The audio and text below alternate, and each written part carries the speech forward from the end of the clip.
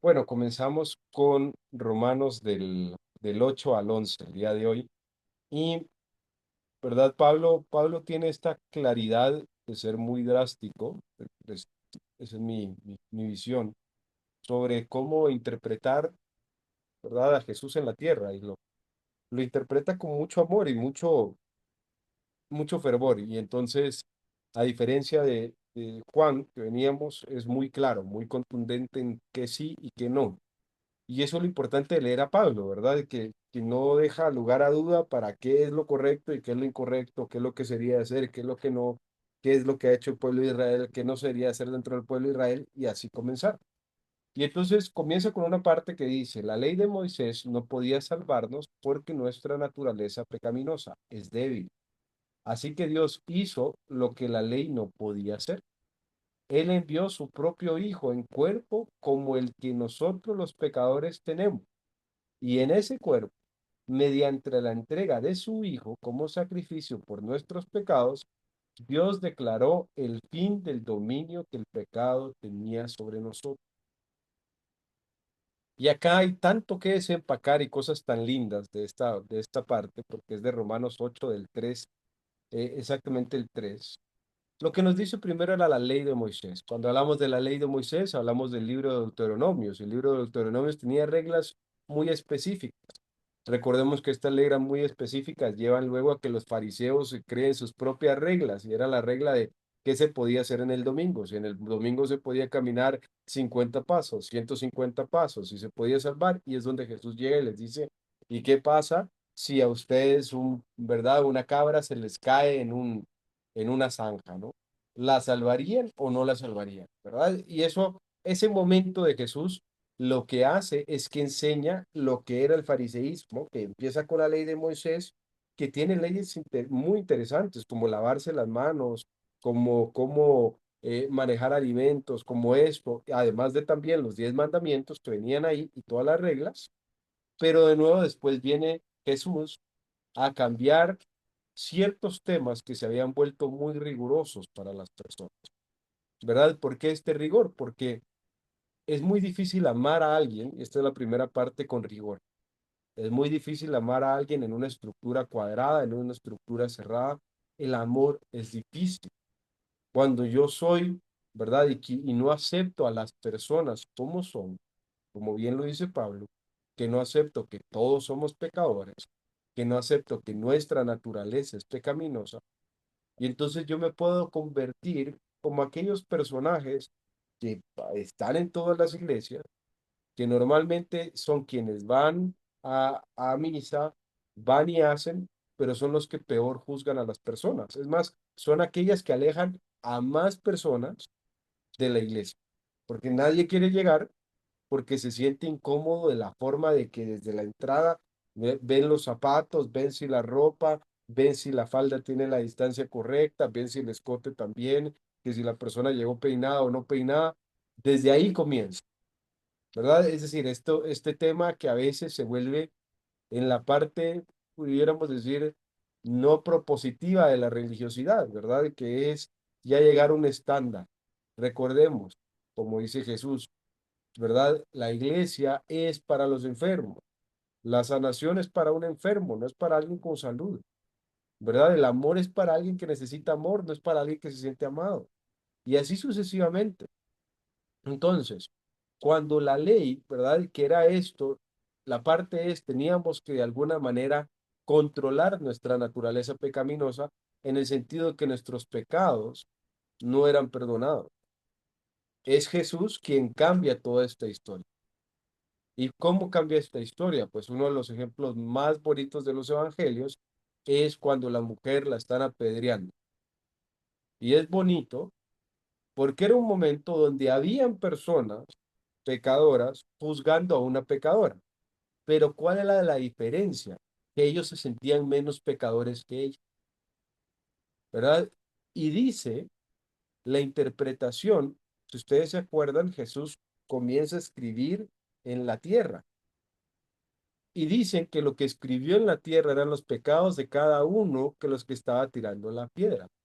Entonces yo me imagino que estaba la otra persona como infiel, como, ¿verdad? Como sin un respeto hacia su cuerpo de la manera sexual, y por el otro lado ha de haber puesto avaro, egoísta, ¿verdad?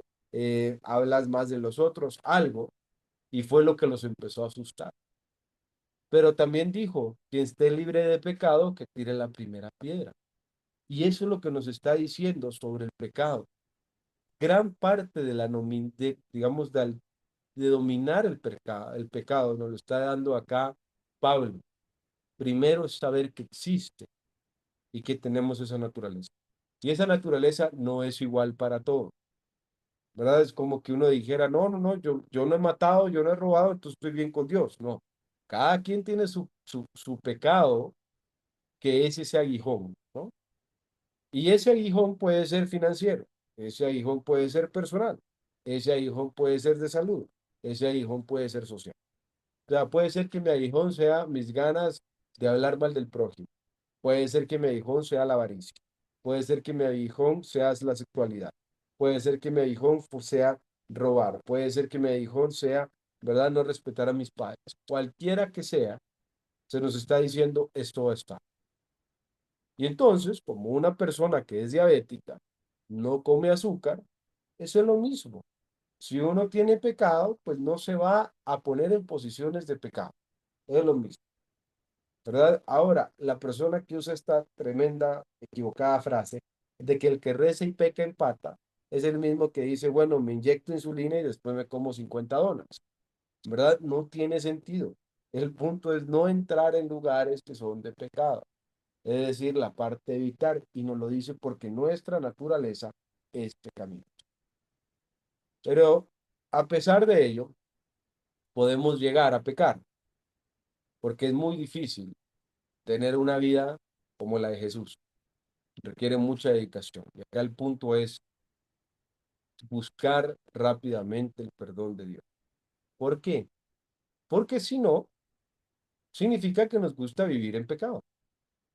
O sea, si yo llego y hago un pecado y me robo un quetzal, me robo 20 quetzales, me robo 50 quetzales y no pido perdón, entonces significa que me está gustando robar, que no me estoy sintiendo mal.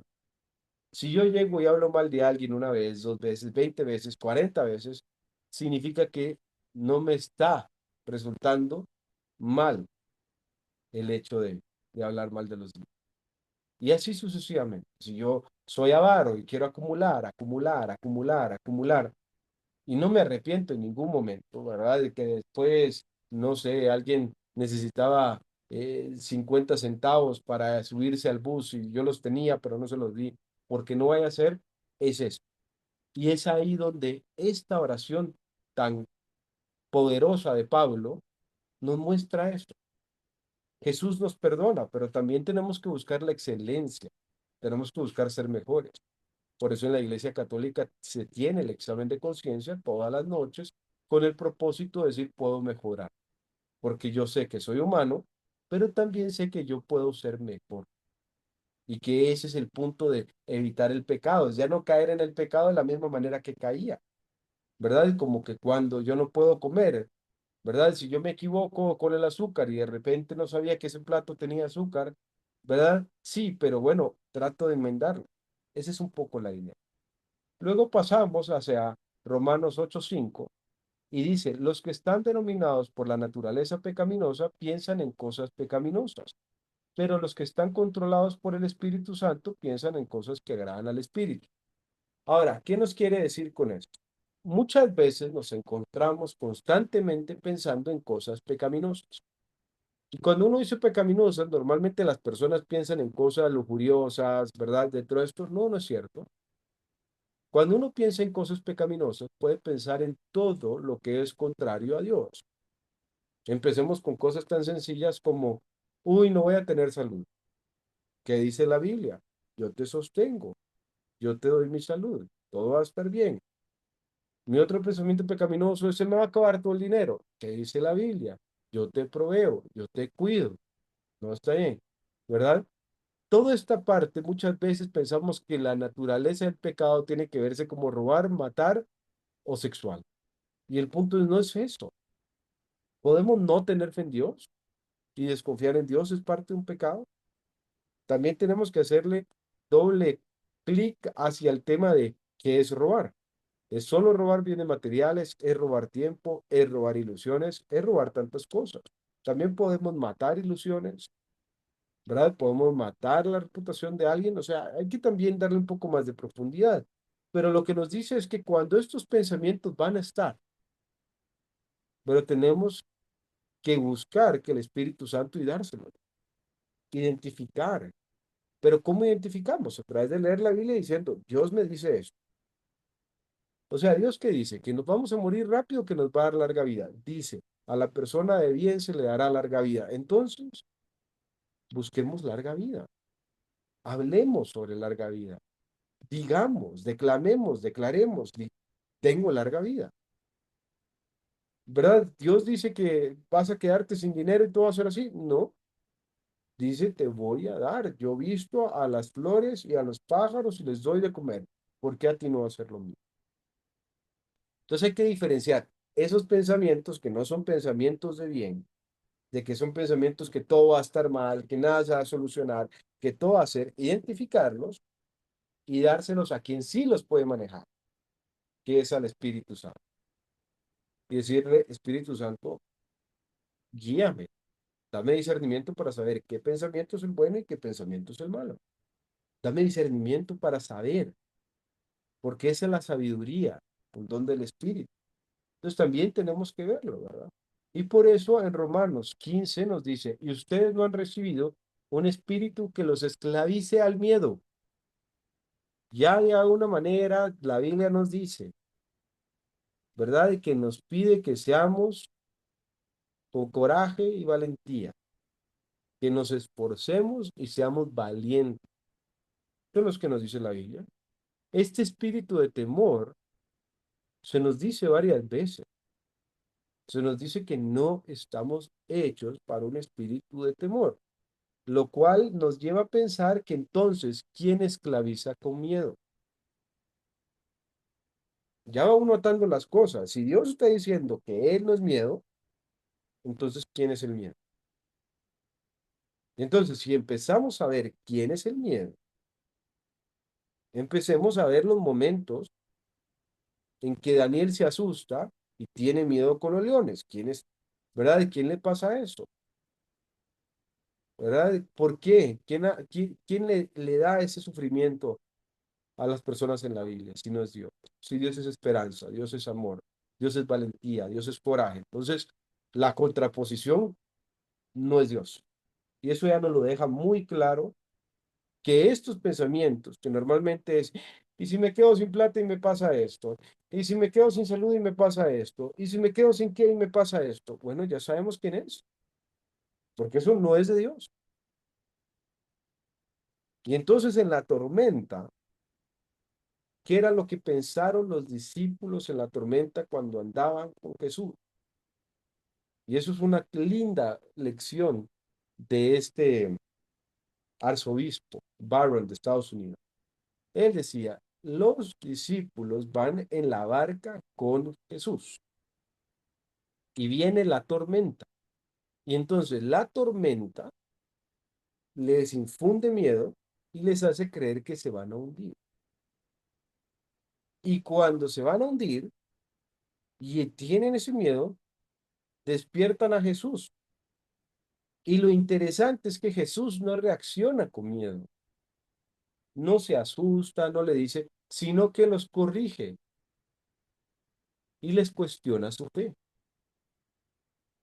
¿Por qué esto es tan importante?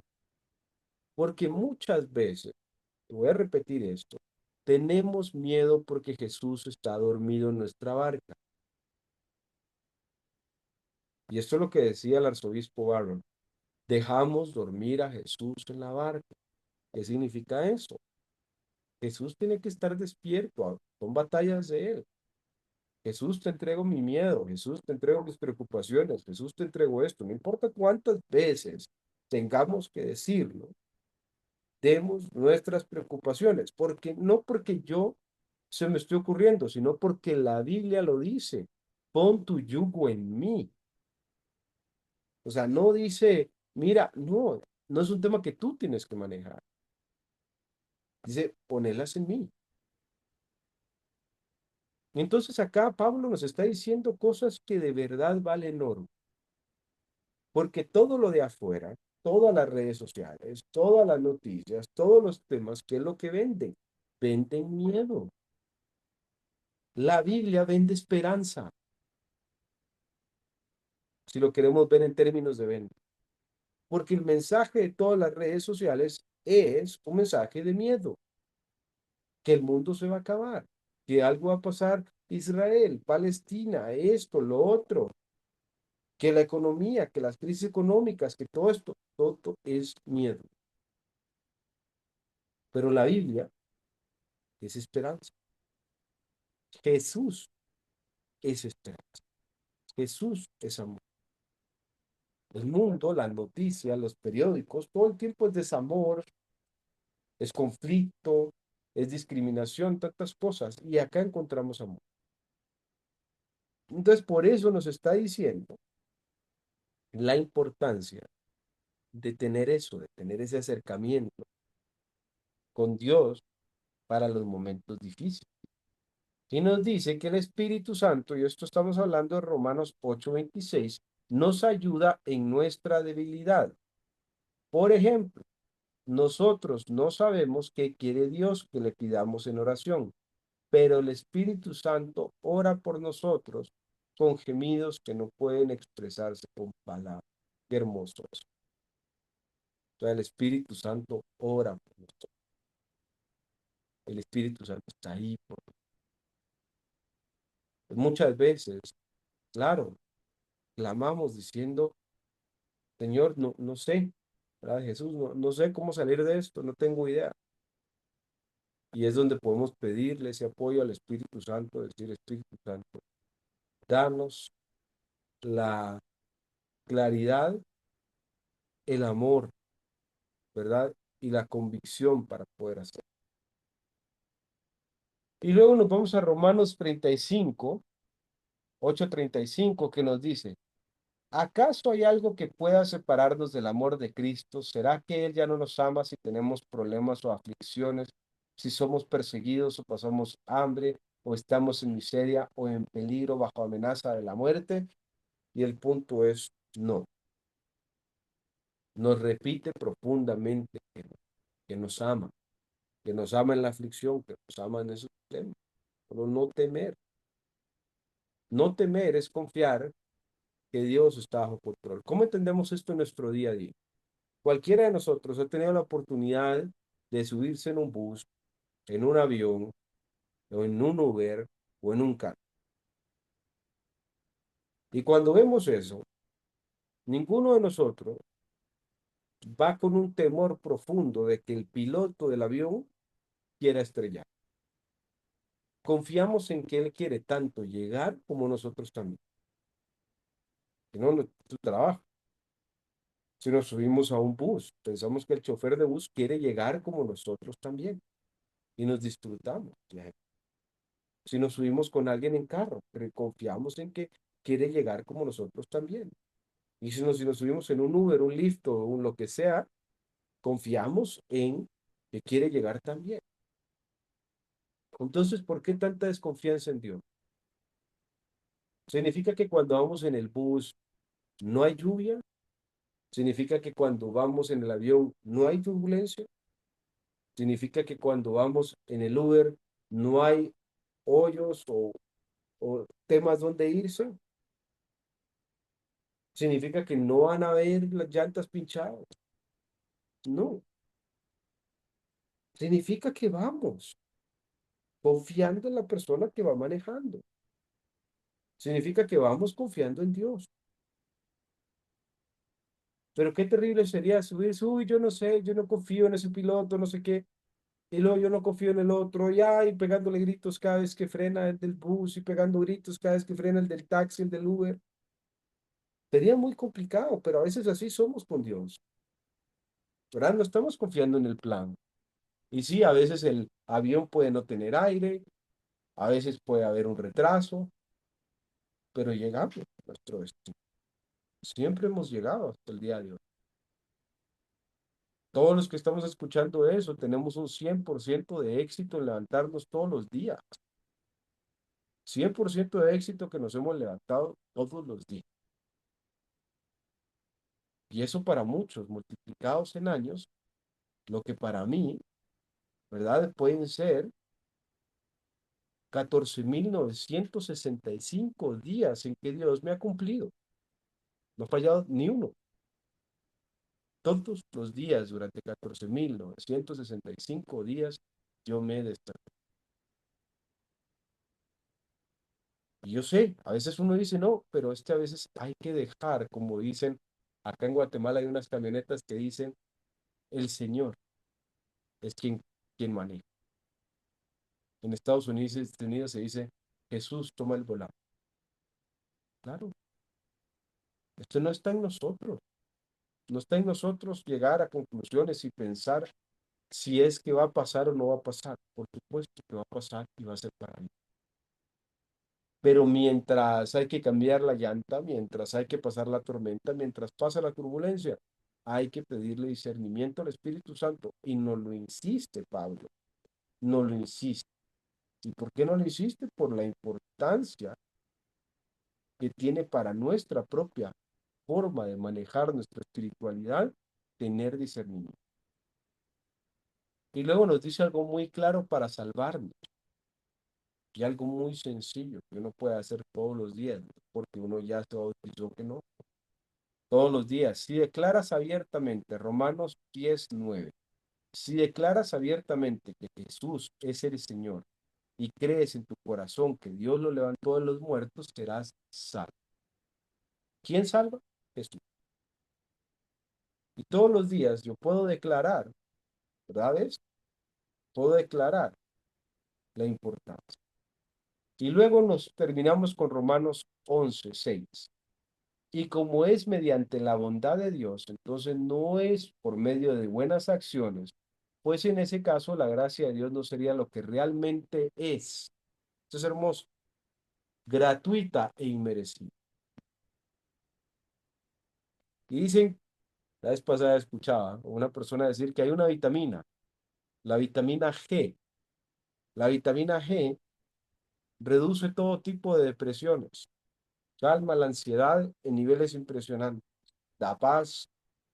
Y es una vitamina, pero nadie la vende, no viene en frascos, no viene en esto, y la vitamina G es la gratitud. La vitamina G es entender esta gratitud, que realmente la gracia de Dios es inmerecida y gratuita. Que todos los días nos despertamos por gracia, no por merecimiento. ¿Por qué no por merecimiento? Porque si no, aquellos que hemos actuado equivocadamente o hecho pecados, que somos todo durante la vida, no mereceríamos estar aquí. Tal vez uno diga, no, esto me merezco porque yo llego y voy a misa y hago, sí, pero ¿cuántas faltas haces durante la semana que te podrían condenar fácilmente si no perdieras perdón y Jesús no hubiera resucitado? ¿Cuántas? Eso es lo que dice con gratuito e inmerecido. Y a veces se nos olvida la importancia de eso. Es gratuito y inmerecido. Es un amor que sobrepasa todo entendimiento y que acompaña en las enfermedades y que acompaña en cualquier calamidad, en cualquier problema. Es ver el gozo en una persona que no tiene piernas pero ama a Dios. Es ver el gozo en una persona que no ve y ama. Es ver el gozo en una persona que está sufriendo y ama. Eso es porque entienden con toda la profundidad que pudiesen estar solos y sin embargo Jesús los acompaña independientemente de lo que sea, en las cárceles, en los hospicios, todo el tiempo está Él ahí, brindando paz. Pero tenemos que aceptar que no es por merecimiento, no es por ego, no hay nada que yo pueda hacer para recibir la gracia de Dios, no es un examen, no se puede sacar 100 en la vida, se da por amor, punto. Y la gracia de Dios es eso. Solo nosotros nos podemos quitar o rechazar la gracia de Dios. pero no nos la podemos dar. Y eso es lo más importante, porque no es un tema de ego, no es un tema de títulos, ¿verdad? Es un tema de agradecimiento. ¿Por qué algunos se despertarán hoy y otros no? No lo sé. Pero en lo que respecta a mí, yo me siento obligado a darle gracias a Dios por ese momento. No está en mí entender en sus profundidades y por qué uno sí, por qué uno no, no está en mí entender sus planes. Está en mí agradecer ese día que me da hoy. Y si mañana me da otro, agradecer que me da otro. Si mañana me da otro y así sucesivamente. Porque eso de que hay que vivir hasta los 80 no depende. Yo se lo pido a Dios, que sean 90, que sean 120 años, pero no depende de mí. No es una forma lineal. No es porque, ay, no, esa persona todos los días hacía y hacía. No, no es así. Es aceptar con la profunda humildad que porque Dios nos ama, mandó a su único hijo, lo hizo hombre, y él se sacrificó por nosotros y resucitó. Nadie merecía eso. Nadie lo merece. Eso es lo que hace que estemos más agradecidos. Porque nadie merecía un sacrificio tan grande como el que Jesús hizo.